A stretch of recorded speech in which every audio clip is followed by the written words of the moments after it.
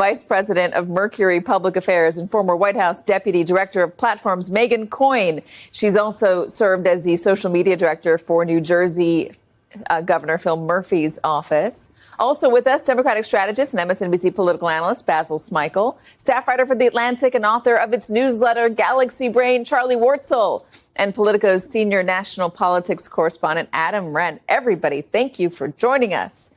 All right, Basil, I'm going to begin with you on this. What do you think? You're right. It's provocative, it's ostentatious, and it meets the moment. You know, I think if you're looking for something for him to do that is intellectually stimulating, that's great.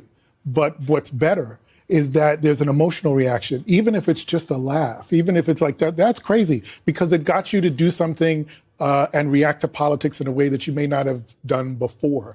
And it is true that it does hold up a mirror to what's happening on the right, you know, because if you're saying to yourself, hey, you, John, speaking, let's slow things down. Gavin Newsom has become Trump's most effective blue state opponent, not just criticizing, but using state-level policy and legislative action to directly undermine Trump's agenda. The California governor is outmaneuvering Trump using his own playbook in real time. The result is a dynamic that is absolutely incredible to watch unfold in real time. Trump keeps lashing out at Newsom repeatedly, calling him childish names on social media, attacking him personally instead of defending his policies, raging about him constantly. But every single time Trump swings at Newsom, he is actually amplifying Newsom's platform exponentially. Why the heck would he do that, Donald Trump? Why would he post that? Why would he do this? To be able to turn it back around and say, well, do you see how ridiculous this is? This is our politics today. Now, you're right. It is a campaign strategy. I don't know that this works a year from now. But for this moment, given all of the heavy stuff that we're dealing with, it does seem to be breaking through. Adam, give me a little bit more of the background. Yeah, so what's interesting, Katie, is that this actually came from former Governor Jerry Brown's own social media account, and the Newsom people took it over. And, you know, Newsom has been studying MAGA media, whether it's reading Breitbart or watching One America News for years now, and really sort of reverse engineered the AI, slop that goes to the top of the X algorithm. You know, this is Elon Musk's social media company, and the For You tab essentially prizes this kind of AI slop, these memes that we're seeing. And Newsom figured that out, and he's got a team of about 4 or 5 people who work on this for him. He sort of leads the effort. Every time Trump attacks, he is giving Newsom more national attention. Every time Trump responds to a Newsom provocation, he is proving Newsom's point that Trump acts like an authoritarian who attacks opponents instead of defending his actual policy positions. It is a perfect trap, and Trump has walked right into it. The trap works because Newsom has figured out something that few politicians have ever managed to understand. He has realized that Trump's greatest strength, his ability to dominate media narratives through personal attacks and spectacle, can be turned into his greatest weakness. Newsom is using Trump's exact communication style, his language patterns, and they've seen a massive, inundation of followers, about 30 to 50,000 new followers a day since August 1st. And, you know, what's interesting is he actually can't take this account with him. So if he runs for president in 2028, he loses it on January 4th of 2027. And so it's fascinating to kind of see him really game the algorithm, figure out how to talk to both Republicans and Democrats in a way no other 2028 Democrat has. Megan, you got a lot of attention for Phil Murphy's social media feed. I think the Times did a profile on you a few years back. What do you think, as somebody who has been in charge of this very arena before? I think that Governor Newsom is absolutely showing us all a masterclass right now in how government social media should be functioning. It's funny, it's quick, it's culturally relevant, it's cutting through the noise, and it's landing. And it's sort of a win-win because it's energizing Democrats while really frustrating Republicans. They're sort of not sure how to react to someone meeting them where they are and copying their playbook. And his memes, his viral tactics, and he is deploying them against Trump on issues that actually matter. He is making redistricting reform entertaining. He is making constitutional defense viral. He is making democracy protection into a spectacle that captures attention and drives engagement, and Trump cannot resist responding. Trump sees Newsom criticizing him, and he immediately attacks back personally. Trump sees Newsom trolling him, and he immediately retaliates with insults. And every time Trump does that, he is making the situation worse for himself and better for Newsom. The gerrymandering fight is a perfect example of how this trap works in practice. Democrats really aren't used to someone standing up, calling Republicans out constantly and landing punch after punch after punch without flinching. And that's exactly what Governor Newsom's doing right now. And that's why it's just so exciting to see. So, Charlie, he's gaining followers, obviously. We're seeing, as Adam pointed out, just a daily count of followers that's going up and up. It's obviously getting a lot of attention. It's on this show. They're talking about it on Fox. It's everywhere, at least today. How is it playing online, though? Beyond the extra follower count, what's the reaction online? I think it's really just cheap attention, right? I feel like this isn't really, there is a strategy here, which is to, sort of parrot back this and make the people on Fox News look ridiculous and essentially get attention. But, in terms of like a political strategy, it feels kind of thin, right? It feels very, again, Trump's whole social media presence, his whole presidency, his whole self is very, ego-driven, egocentric, kind of, ridiculous. And this is just kind of aping that, right? This is Redistricting reform and electoral map drawing is honestly boring to most average voters. It is a complex technical issue about how electoral maps are drawn and who gets to draw them. Most politicians cannot get anybody to care about it, no matter how important it is. But Newsom figured out how to make it interesting and entertaining by using Trump's language and by tying it directly to democracy and power and control. He started pushing hard for an initiative that would move redistricting authority out of the hands of partisan politicians and into the hands of independent, nonpartisan commissions. It's done by somebody who clearly very much wants to be president. He very much wants the attention. And it has this kind of, cathartic bit to it. But a lot of people that I have seen online are also like, this is very, look at me, right? This isn't organizing. This isn't, really putting forth a message. This is just kind of, pointing and criticizing. And that's fine. But I think when you compare it to, another person whose social media strategy has been really in the conversation lately is Zohran Mamdani in New York in the mayoral race. And that social media strategy is different. It situates him in the city among the people he's trying to govern. And I think that there's a real comparison here. I think it's kind of thin, honestly. I think that's something to talk about. I think you're right about that, because Donald Trump, I'm sure we were arguing about how thin this was back in 2015, 2016, or how ridiculous or how absurd or how unelectable or childish he seemed. But it was all also a part of who Donald Trump is. It was authentically him. He is this person that you see online. He is self-obsessed. He does talk very brashly. He is offensive. This directly clashed with Trump's broader strategy of using gerrymandering to redraw electoral maps in ways that benefit MAGA candidates and guarantee Republican wins, regardless of what voters actually want. Newsom framed the entire fight in Trump's own style. He used Trumpy language patterns, he used memes, he used Trump's own communication tactics. He made it funny and memorable and shareable across social media. And it worked incredibly well because Trump personally responded on his social media platform, which was exactly what Newsom wanted him to do. Trump called him a childish nickname in typical Trump fashion. Trump claimed he was destroying the once great state of California. Trump attacked the policy by attacking the person instead. And that was exactly what Newsom was trolling him to do. Because now Trump was publicly admitting that he cares deeply about gerrymandering. Trump was confirming that he wants to control electoral maps in his favor. Trump was proving that he is willing to personally attack a sitting governor over policy disagreements. And that gave Newsom even more attention and visibility and a national platform to talk about his initiatives. Then Newsom took it even further into much bigger territory. He started framing the entire thing as a fundamental democracy versus authoritarianism fight for the soul of America. He went on national television in front of a huge audience and said directly that Trump is trying to destroy democracy.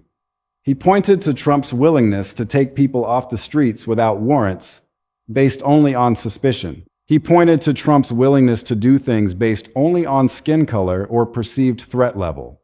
He said that is authoritarian behavior. He said that is the behavior of a dictator, not a president. He said that is the behavior of someone who does not respect constitutional limits. He was setting up a powerful framework where Trump is the villain threatening democracy and Newsom is the hero trying to protect it. Around the same time, Newsom wrote and promoted a major op-ed outlining what he called Trump's reach for authoritarianism and his contempt for constitutional limits.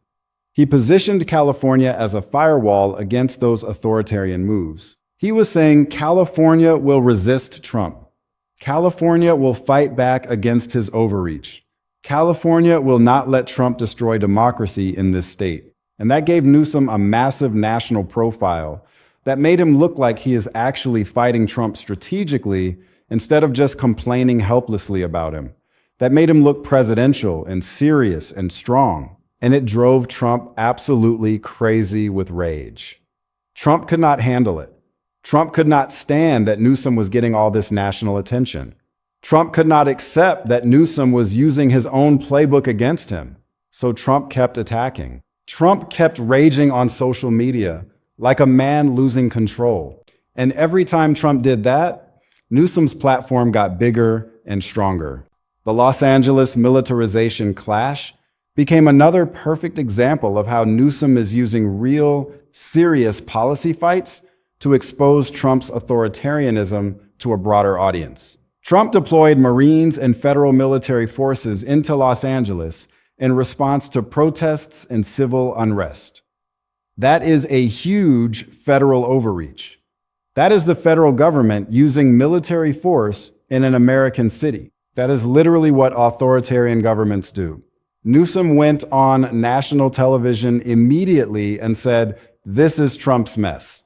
This is Trump militarizing our city. This is Trump breaking the Constitution. This is Trump using federal troops against American citizens." And he contrasted his approach, which was de-escalation and respect for civil rights and working with local authorities, with Trump's approach, which was overwhelming military force and cracking down hard on people. Now, Newsom looks like the reasonable one and the constitutional defender. Trump looks like the authoritarian. Newsom gets to say he respects the Constitution and American traditions, while Trump clearly does not. The Iran war angle became another important lane where Newsom attacked Trump and expanded the fight beyond just domestic issues. Newsom launched what was described as a blistering attack on Trump over the escalating US and Israel war against Iran and the military escalation.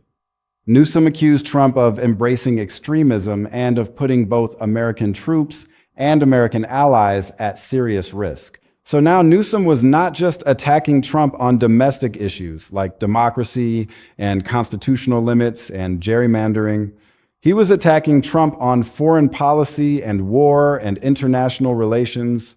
He was saying Trump is a warmonger. He was saying Trump is reckless and dangerous internationally. He was saying Trump is putting American lives at risk for no good reason. He was expanding the attack on Trump to cover every single major issue and building a comprehensive case that Trump is dangerous and unfit and unqualified. What makes this situation so devastating for Trump is that he keeps attacking Newsom personally instead of defending his own policies and positions. When Newsom criticizes Trump on democracy and constitutional limits, Trump does not defend democracy or explain why authoritarianism is good. Trump just attacks Newsom personally. When Newsom criticizes Trump on gerrymandering, Trump does not explain his gerrymandering plans or justify them. Trump just attacks Newsom and calls him childish names. When Newsom criticizes Trump on the Iran war, Trump does not explain his war strategy or justify the escalation.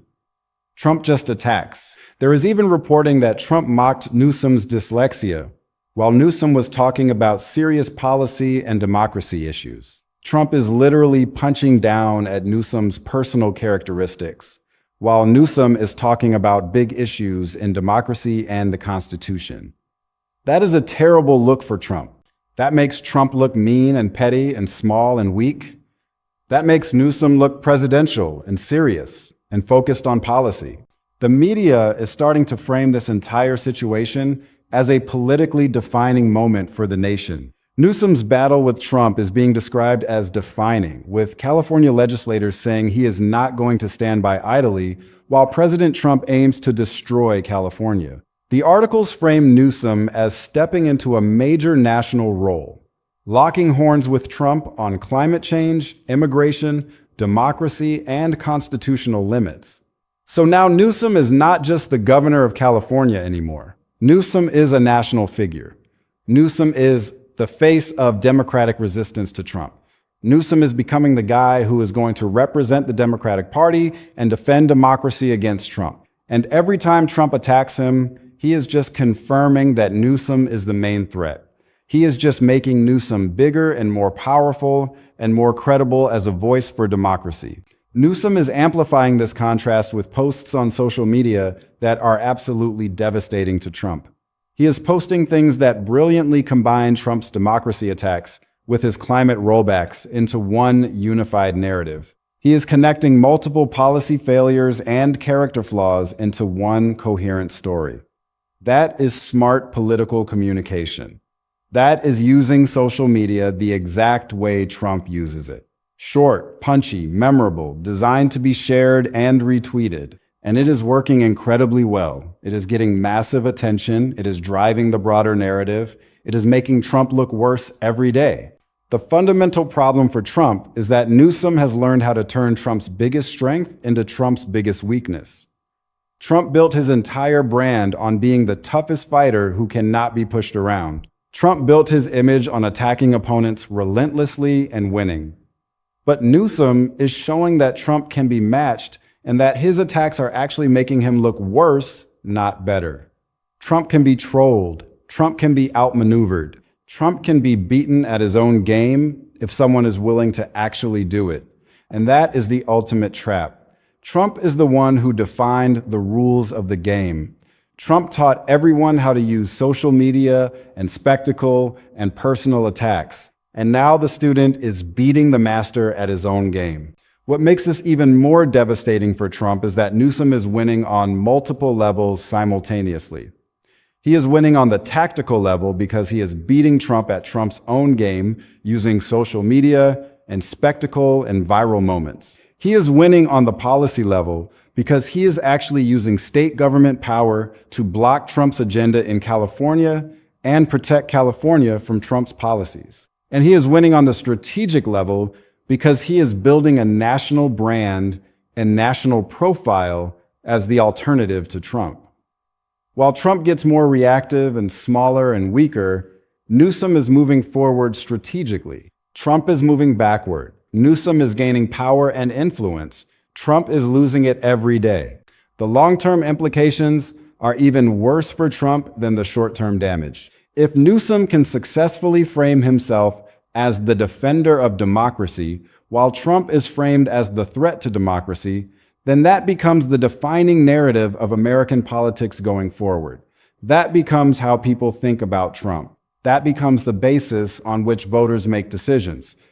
And that is incredibly damaging for Trump's political future and his political legacy. That could cost Trump future elections. That could permanently define Trump's legacy as the president who attacked democracy. The trap that Trump is in is that he fundamentally cannot win against Newsom because the game has changed. Anytime Trump attacks Newsom personally, he is validating Newsom's central point about Trump being authoritarian and thin-skinned. Anytime Trump goes after Newsom personally, he is proving that he is willing to attack opponents instead of defending his own policies. Anytime Trump responds to Newsom's provocations and trolling, he is letting Newsom control the news cycle and the agenda. Trump should ignore Newsom completely. Trump should not respond. Trump should let Newsom's attacks slide and focus entirely on his own agenda. But Trump cannot do that. Trump's personality and his character do not allow that kind of restraint. Trump has to respond. Trump has to attack back. Trump has to win every argument. And every time he does, he loses worse. Newsom is building what could be called a comprehensive prosecution case against Trump. He is not just attacking Trump on one narrow issue. He is attacking Trump on multiple fronts simultaneously. Democracy, authoritarianism, constitutional limits, gerrymandering, militarization, climate change, war, everything. He is building a comprehensive and devastating narrative that Trump is destroying America and threatening democracy itself. He is showing evidence that Trump is a threat to democratic institutions. He is showing that Trump is dangerous to the country, and he is doing it in a way that is entertaining and engaging and gets major media attention. So he is not just preaching to people who already agree with him. He is reaching broader audiences who might not normally pay deep attention to politics. Newsom is also strategically using state-level power and governmental authority to actively undermine Trump's agenda and policies. He is not just criticizing from the sidelines, he is actually filing lawsuits against the federal government. He is actually implementing policies that protect Californians from Trump's policies. He is actually using his power as governor to fight Trump legally and politically. So he is not just a talking head or a commentator. He is an actual power player who is actually doing things and winning some of them. And that makes him a real and serious threat to Trump. That makes him someone Trump has to take seriously instead of just dismiss. The narrative that Newsom is building is incredibly powerful for future elections. Newsom is positioning himself strategically as the defender of democracy against Trump's authoritarianism. He is positioning himself as the guy who is protecting America and California against Trump's recklessness and extremism. He is positioning himself as the alternative to Trump. He is building a brand as the anti-Trump. And if that narrative takes hold with voters, if voters start believing deeply that Trump is a genuine threat to democracy and that Newsom is the defender of democracy, then Trump's political power declines dramatically. Trump's ability to win future elections declines. Trump's ability to accomplish his agenda and his priorities declines.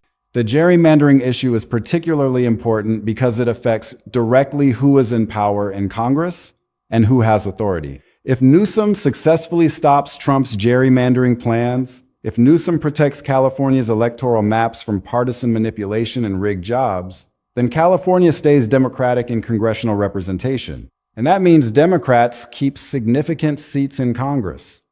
And that means Trump does not get the overwhelming House majority that would let him govern freely and pass all his legislation. So the gerrymandering fight is actually about who controls Congress and who has real power.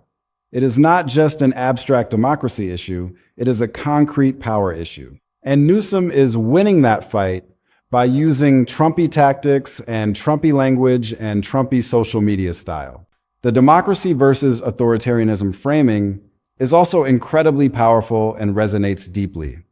Most American voters care about democracy. Most voters do not want an authoritarian president. Most voters are scared of government overreach and federal militarization. Most voters value constitutional limits on presidential power. And Newsom is tapping directly into those fears and values. Newsom is saying Trump is the threat. Trump is the authoritarian. Trump is the one destroying democracy. Trump is the one militarizing cities. And that resonates with voters. That scares voters. That makes voters want to vote against Trump. That makes voters want someone like Newsom instead. The trap for Trump is that he cannot escape this situation because every response makes it worse for him. If Trump ignores Newsom completely, then Newsom looks like he is winning and Trump looks weak and reactive and unable to defend himself. If Trump attacks Newsom, then he is proving he is authoritarian and he is amplifying Newsom's platform and reaching even more people. Either way, Trump loses. Either way, Newsom wins. It is a perfectly constructed trap. Trump is completely stuck. Trump is playing a game where the only winning move is not to play. But Trump cannot not play. That is not who Trump is. And here is the thing about using someone's own tactics against him. It is incredibly effective and devastating. Trump built his entire political career on personal attacks and trolling and using social media to drive narratives. And now Newsom is doing the exact same thing right back to Trump. And it is working spectacularly. And Trump does not know how to fight it because he built his entire career on the assumption that he would be the best at this game. He assumed he would be the toughest fighter. He assumed he would outmuscle everyone. But Newsom is matching him tactic for tactic. Newsom is using Trump's playbook, and it is working because Newsom also has the policy substance behind the trolling. Newsom is not just memes. Newsom is democracy and constitutional protection and actual governance. So Newsom is completely outmaneuvering Trump strategically. Newsom is trapping Trump with policy while also beating him on social media and narrative. Newsom is building a national profile and a national brand, while Trump is getting smaller and weaker and more reactive every day. Newsom is positioning himself as the alternative to Trump and the defender of democracy, while Trump is looking more desperate and authoritarian every single time he responds. And the more Trump attacks Newsom, the worse this gets for Trump. The more Trump responds to Newsom's provocations and trolling, the more Newsom wins, the more Trump loses. It is a trap that Trump created for himself by building his entire career on personal attacks and emotional responses. And now someone finally figured out how to use that against him perfectly. And that someone is Gavin Newsom, and Trump cannot escape it. Trump is his own worst enemy in this situation. His inability to control his impulses, his need to respond to every slight, his refusal to let anything go, these are the very traits that made him such a dominant force in politics. But now they are being exploited by someone who understands them better than almost anyone else. Newsom has studied Trump. Newsom has learned what triggers him. Newsom knows exactly which buttons to push to get Trump to react emotionally rather than strategically. And every time Trump takes the bait, he loses ground. He looks weaker. He looks more desperate. He looks less presidential. This is how political power shifts in a democracy. Not always through elections or legislation or formal institutional processes, but through the slow erosion of credibility and authority. Newsom is demonstrating that Trump can be beaten at his own game. He is showing other politicians how to do it. He is proving that the emperor has no clothes, that Trump's entire political persona is built on a foundation of bluster and intimidation that crumbles when someone stands up to him effectively. And that is the most dangerous thing of all for Trump, because once that perception takes hold, once people start believing that Trump can be beaten, his power evaporates. The fear that sustained him, the sense of inevitability that surrounded him, it all disappears. And what is left is just a man who cannot stop himself from responding to every provocation, no matter how damaging that response might be.